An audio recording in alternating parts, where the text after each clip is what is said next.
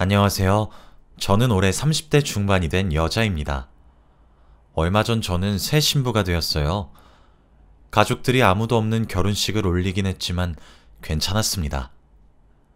왜 제 결혼식에 가족이 없었는지 여러분들에게 알려드리고 싶어서 이렇게 글을 써요.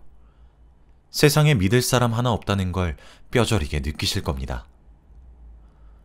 저는 어렸을 때부터 부모님이 안 계셨어요. 유치원 때는 아예 기억이 안 나고 초등학생 때는 어렴풋이 어머니와 아버지의 실루엣만 기억이 나죠. 그래서 부모님에 대한 기억이 전혀 없습니다. 그리고 저는 저와 10살 차이가 나는 언니가 있어요.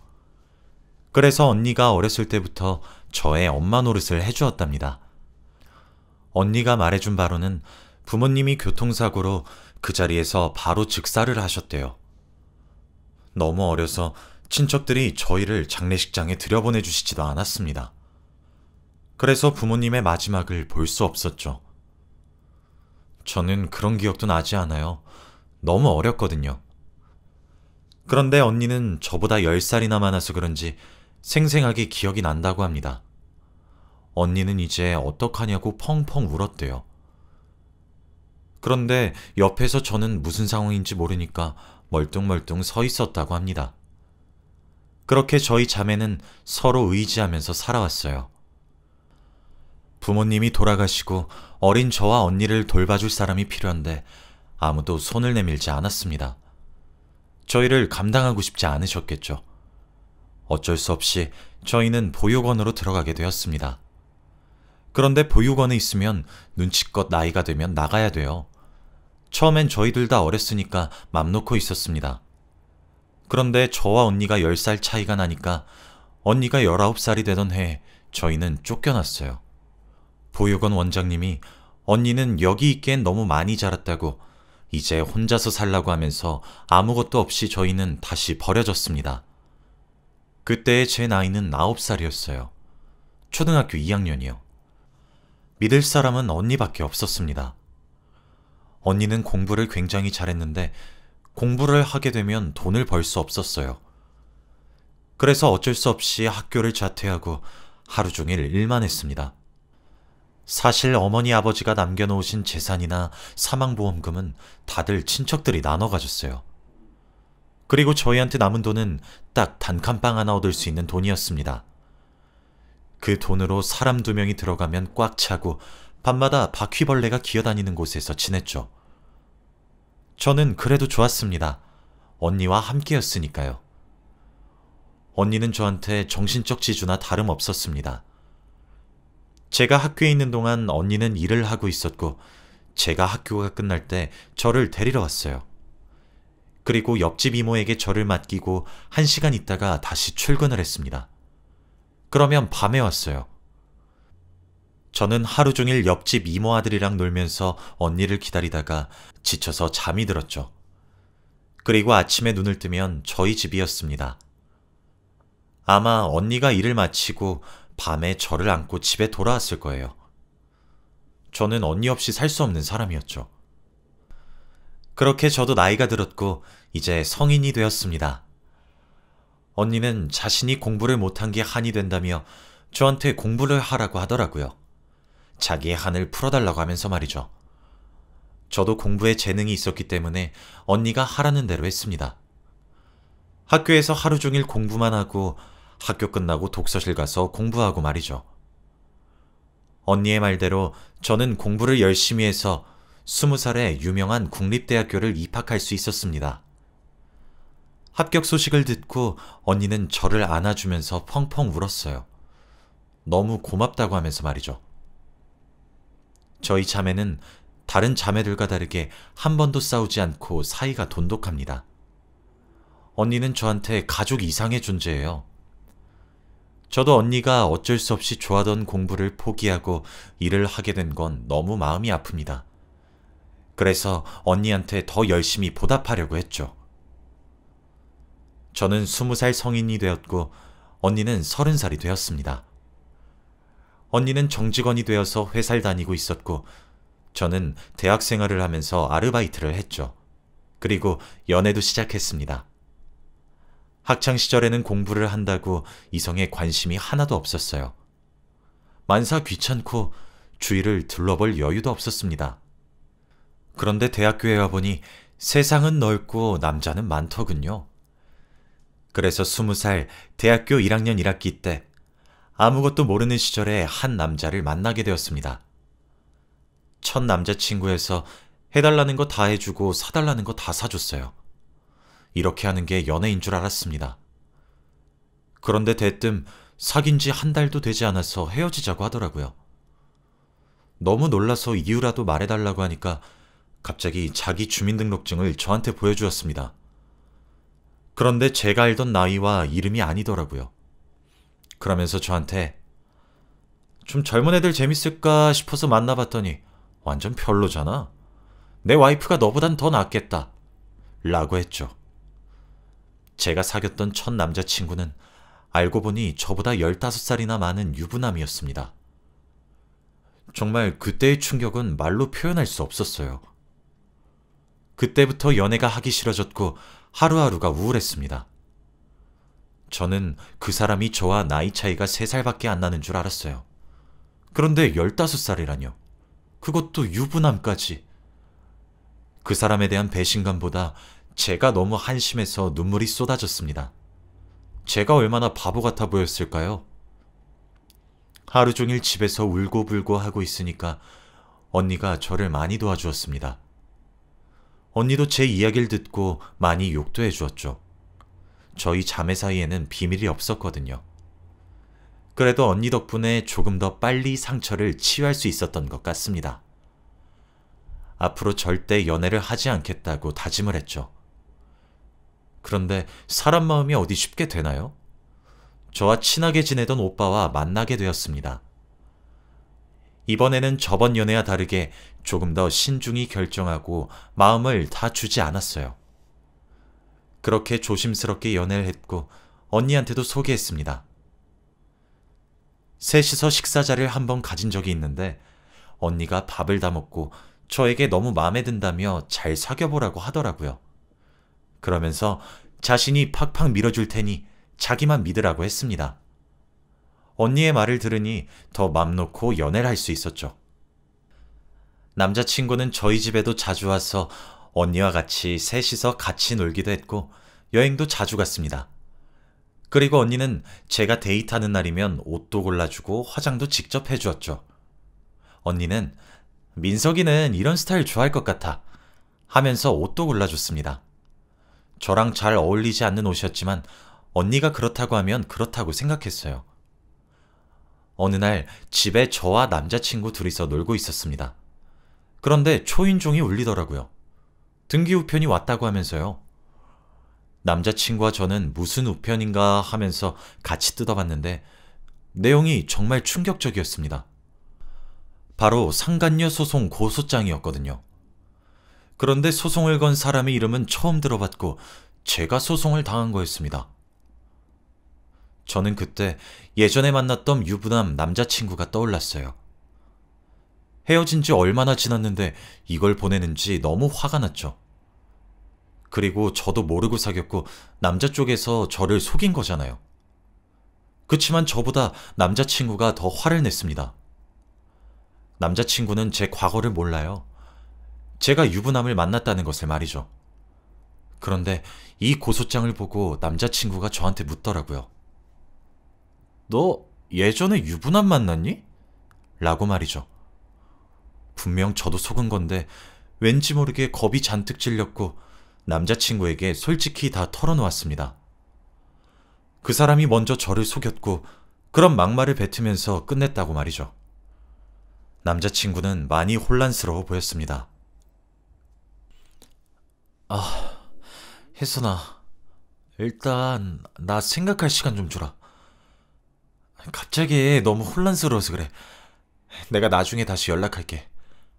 남자친구는 이 말을 남기고 집으로 돌아갔어요. 너무 절망스러웠습니다. 저한테 소송을 건 여자가 저에게 요구한 금액은 몇 천만 원이었어요. 그런데 대학생인 저한테 그 큰 돈이 어디에 있습니까? 하늘이 무너지는 것 같았고 남자친구한테도 너무 미안해서 어찌할 방법을 몰랐죠. 얼마 뒤 언니가 집에 돌아왔고 표정이 좋지 않은 저에게 왜 그러냐고 물어보더라고요. 저는 언니한테 고소장을 보여주고 솔직히 다 말했습니다. 그리고 남자친구가 저한테 어떻게 말했는지까지요. 언니는 저를 위로해 주었고 자신이 다 처리하겠다고 하더라고요. 그러면서 자기한테 다 맡기래요. 그런데 이번 일은 언니한테 맡기기 너무 미안했습니다. 항상 저 때문에 고생하는 게 마음에 쓰였거든요. 언니한테 괜찮다고 내가 다 알아서 하겠다고 말을 했지만 언니가 고집을 피우더라고요. 원래라면 알겠다고 할 쿨한 언니인데 말이죠. 그래서 같이 일을 처리하기로 했습니다. 저는 생각을 정리하고 저한테 고소장을 보낸 그 여자한테 연락을 했어요. 제 전남친의 와이프죠. 만나서 이야기를 하자고 하더라고요. 저는 할 말을 머릿속에 다 정리를 하고 다음날 바로 한 커피숍에서 그 여자를 만났습니다. 그 여자 입장에선 전혀 모르겠죠. 저도 속아서 자신의 남편을 만났다는 것을요. 그래서 그런지 너무 당당하게 구는 거 있죠? 저는 솔직하게 다 말했습니다. 제가 당신 남편한테 어떤 소리를 들으면서 헤어졌는지 말이죠. 그런데 이미 고소장은 보냈고 잘하면 합의금으로 돈을 벌 수 있는 상황이 있는데 그 여자가 제 말을 믿겠습니까? 믿어도 안 믿는 척을 해야죠. 절대 믿지 않았고 저한테 욕을 하더라고요. 너 내 남편한테 왜 그랬니? 너 지금도 남자친구 있다며? 너 남자에 미쳐서 사는가 보구나? 설마 술집에서 일하는 거 아니지? 우리 남편이 그 정도밖에 안 되는 인간이면 나 좀 실망스럽고. 저에 대한 막말을 내뱉었지만 아무 말도 할 수 없었습니다. 그런데 그때는 미처 물어보지 못했지만 집에 와서 생각해보니 의아한 게 있었어요. 그 여잔 저를 처음 봤는데 제가 지금 남자친구가 있다는 사실을 어떻게 알았을까요? 전 남자친구와는 아예 연락도 끊고 다 차단을 해놓은 상태여서 알 길이 없었습니다. 그때는 생각이 너무 복잡해서 물어볼 틈이 없었죠. 아무튼 저는 그 여자한테 정중히 사과했습니다. 정말 모르고 사귀었고 저도 속았다고 말이에요. 그리고 그 사람을 제대로 알아보지도 못하고 만난 건 제 잘못이니까 제발 고소 취하해달라고 했습니다. 하지만 그 여자는 고소를 취하해줄 생각이 전혀 없었습니다. 제가 이렇게 사과할수록 다리는 꼬고 고개는 더 높이 드셨죠. 그러면서 팔짱을 낀 채로 발로 제 다리를 툭툭 치시면서 어쩌지? 나는 네 용서를 받아줄 생각이 없는데 라고 했어요. 제가 정말 자존심 다 굽혀가면서 돈이 없어서 안 될 것 같다고까지 말했습니다. 부모님은 일찍 돌아가셨고 나랑 언니 둘이서 힘들게 겨우겨우 버티면서 살고 있다고 했죠. 그래서 몇 천만 원은 도저히 구할 수 없다고 거의 울면서 말했습니다. 제가 이렇게 할수록 그 여잔 더 당돌해졌어요. 네가 내 남편 만나서 즐길 거 다 즐기고 놀 거 다 놀았으면서 돈 없다고 내가 널 봐줘야 하니? 재판까지 가고 싶지 않으면 합의금에서 끝내. 결국 그 여자는 고소를 취하해주지도 않았습니다. 학자금 대출도 엄청나게 쌓여있고 대출을 받지도 못하는데 어떡하면 좋나요? 너무 서럽고 억울해서 눈물이 미친 듯이 났습니다. 주위 사람들의 시선 따위는 신경 쓰지 않고 집까지 갔어요. 그런데 집 앞에 낯익은 사람이 저를 기다리고 있더군요. 바로 제 남자친구였습니다. 그때 저한테 온 고소장을 보고 혼란스러워서 자리를 뜬 뒤 처음 보는 거였죠. 그런데 제 몰골이 말이 아니어서 그런지 저를 보자마자 저에게 와서 안아주더군요. 저는 남자친구에게 안겨서 더 오열했습니다. 지금 당장 몇 천만 원을 어떻게 구하냐고요. 그리고 재판을 하려면 변호사를 선임해야 되는데 저는 그럴 돈조차도 없었습니다. 남자친구는 저를 위로해주면서 자기가 도움을 주겠다고 했어요. 남자친구 아버지가 알고 보니 경찰이시더라고요. 그래서 그 고소장을 토대로 셋이서 만나서 이야기도 자주 나누었습니다. 언니도 같이 가려고 했는데 언니는 요즘 바쁜지 집에 잘 안 들어오더라고요. 아무튼 저와 남자친구 아버지와 남자친구, 셋이서 같이 많은 이야기를 나누었습니다. 그리고 그 여자에 대해서 조사도 했죠. 남자친구 아버지 지인들도 절 도와주셔서 주위의 수소문을 통해 그 여자에 대해서 알 수 있었죠. 그런데 정말 충격적인 사실을 알게 되었습니다. 그 여자는 이미 바람을 피우고 있다고 해요. 그런데 그뿐만이 아닙니다. 그 여자는 자기와 만나는 남자와 결혼을 하고 싶은데 지금은 부부 상태이니 이혼을 하기 위해서 저를 이용한 거였어요. 가족들한테 이혼 사유가 남편한테 있다고 떠넘기기 위해서 말이죠. 그러면 그 여자는 저한테 합의금도 받고 자기 남편한테 위자료도 받잖아요. 그리고 더 놀라운 건 제 과거 카톡 내용을 어떻게 알았는지 정말로 제가 전 남자친구와 대화했던 내용들을 가지고 고소했다고 합니다. 카톡 내용 같은 거나 문자 전화 내역들 같은 거 말이죠. 그리고 무엇보다 저와 전 남자친구가 있는 사진도 있었어요. 너무 충격적이었고 저를 도와주시던 경찰분들도 하나같이 말을 잃었습니다. 어떻게 이 모든 증거들을 가지고 있을 수 있나요? 다들 그 여자한테 맞고소를 하라고 했습니다. 그리고 그 전에 그 여자를 만나서 이야기를 들어보라고 했죠.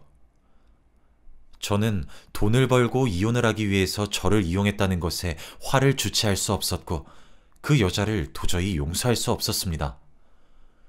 저는 그 여자에게 연락을 해서 다시 만났습니다. 그 여자는 제가 알고 있다는 것을 하나도 모르고 기세등등하더라고요. 그 여자 앞에 제가 미리 복사해온 증거들을 다 내밀었습니다. 그 여자가 지금 다른 남자를 만나고 있다는 증거 사진과 그리고 그 사람과의 대화 내용을 통해서 이혼을 위해 저에게 상간녀 소송을 일부러 걸었다는 것까지 말이죠. 그 여자는 제가 가져온 것을 보고 동공이 흔들리더군요. 그러면서 갑자기 제 앞에서 무릎을 꿇었습니다. 두 손을 싹싹 빌면서 제발 자기 가족들한테는 말하지 말아달래요. 가족들은 자신을 참하고 예의 바른 며느리로 안다고 하면서 말이죠. 정말 얼척이 없었습니다. 저는 절대 그럴 생각이 없다고 했어요. 저번에 저한테 술집에서 일하느니 남자한테 미쳤느니 하면서 막말했던 건 제대로 사과하지도 않았잖아요. 그런데 제가 마음을 돌릴 생각이 전혀 없다고 말을 하니까 저한테 울면서 갑자기 저도 고소할 생각 없었다고요 라고 하는 겁니다. 갑자기 이게 무슨 말인가 싶었어요. 제가 너무 당황스러워서 그 여자를 쳐다보니 저에게 충격적인 말을 했습니다. 그 여자한테 저와 전 남자친구가 만났었을 때의 카톡 내용, 문자, 전화 내역, 그리고 사진까지 전해준 사람이 따로 있다더라고요. 그리고 그 사람이 그걸 자기한테 익명으로 보내면서 상간녀 소송을 한다면 돈을 주겠다고 했답니다. 그 여자는 상간녀 소송을 하면 돈도 벌고 자기가 지금 만나고 있는 남자와 결혼도 할 수 있으니 거절할 이유가 없었죠. 그래서 고소를 했는데 일이 이렇게까지 커질 줄은 몰랐다고 합니다. 그러면서 고소를 취할 테니 이제 그만하자고 하더라고요. 저는 배후에 누가 있다고 생각하니까 너무 소름이 돋았고 그 여자에게 누가 증거물들을 줬냐고 물었습니다. 그런데 그 사람도 익명이라서 어떤 사람인진 모르고 전화를 한 번 한 적이 있어서 전화번호는 안다고 하더라고요. 저는 당장 그 전화번호 내놓으라고 했습니다. 그 여자는 저에게 전화번호를 보여주었고 저는 그 전화번호를 보자마자 할 말을 잃었습니다. 바로 제 친언니 전화번호였거든요. 두 눈을 씻고 다시 봐도 제가 알고 있는 언니 전화번호가 맞았어요. 어떻게 이런 일이 있을 수 있죠? 저는 두 손이 벌벌 떨린 채로 정신을 차릴 수 없었습니다. 그리고 그 여자를 보내고 저 혼자 생각에 잡혔어요. 아무리 생각해도 언니가 왜 그런 짓을 했는지 이해가 되지 않았습니다. 제가 고소당했다고 했을 때 자기가 처리하겠다고 했던 언니였는데 말이죠. 해가 질 때까지 앉아서 머릿속으로 언니가 나한테 그렇게 한 이유를 생각해봤지만 답을 찾을 수 없었어요. 결국 집에 돌아가서 언니한테 물어보기로 했습니다. 그리고 혹시나 싸움이 날 수 있으니 남자친구도 불렀어요. 집에 가니까 언니와 남자친구가 둘이서 절 기다리고 있더군요. 그리고 조용히 앉아서 언니와 이야기를 했습니다. 제가 오늘 그 여자한테 들었던 내용 모두 다 말이죠. 정말로 언니가 그 여자한테 증거물들을 다 보내고 저한테 고소하라고 시킨 거 맞냐고 하면서요. 그런데 언니의 대답은 충격적이었어요. 언니는 1초의 고민도 없이 맞다고 했습니다. 저와 남자친구는 기겁을 하고 말았어요. 도대체 왜 그랬냐고 저는 울면서 언니한테 말했죠. 언니의 어깨를 때리면서 왜 그랬냐고 울부짖으면서 도대체 나한테 왜 그러냐고 울었습니다. 그런데 언니는 저한테 충격적인 말을 했어요. 내가 민석이 좋아해서 그랬어. 민석이가 네가 과거에 유부남을 만났다는 사실을 알면 헤어질 줄 알았어. 너 어릴 때부터 내 자유 다 포기해가면서 너 엄마 노릇 다 해서 너 지금 좋은 대학 다니면서 민석이 만날 수 있는 거야. 그런데 나는 그렇게 희생해서 얻는 게 뭔데? 단 한 번이라도 나는 내가 원한 거 얻어본 적이 없어. 너한테 다 양보했으니까. 근데 민석이만큼은 도저히 포기 못하겠더라? 내가 너 일부러 데이트할 때 이상한 옷 입히고 화장도 이상하게 해서 내보내도 잘만 사귀더라 둘이? 그래서 그랬어. 너 민석이랑 헤어지게 하려고. 내가 평생 너한테 주기만 했지 받은 건 없잖아? 그러니까 이번엔 나한테 양보해. 언니의 말을 듣고 저와 민석이는 넋을 놓고 말았습니다. 언니가 한 번도 저한테 큰 소리를 낸 적이 없을 뿐더러 이런 생각을 하고 사는지 몰랐거든요. 저는 충격 때문에 말할 힘도 없었고 그대로 주저앉았습니다. 그리고 언니는 그 자리에서 짐을 대충 싸고 집을 나갔어요. 민석이는 제 곁에 있어 주었습니다. 그 뒤로 언니는 제 눈앞에 한 번도 나타나지 않았어요. 솔직히 언니와 화해하려고 연락도 해보고 집에서 하루 종일 기다려보기도 했지만 오지 않더군요. 미안하다고 한마디는 하고 싶었는데 말입니다. 아무튼 저는 그날 이후로 지금까지 언니를 단 한 번도 본 적이 없어요. 언니가 다니는 직장을 찾아가 봤지만 어느 날부터 연락이 두절되었다고 합니다. 언니가 지금 어디서 뭘 하는지라도 알고 싶네요. 찾아가진 않더라도 잘 살고 있는지는 궁금합니다. 저는 언니를 몇 달 동안 기다리다가 결국 민석이와 결혼을 했어요. 그리고 결혼식은 대행 알바를 구했죠. 결혼식 전에 언니의 연락처로 결혼한다고 식장 주소랑 시간까지 다 보냈지만 끝내 언니는 오지 않았어요. 저는 부모님도 없고 언니도 저를 떠났습니다. 가족 없는 결혼식을 올리니 왠지 행복하지만은 않더라고요.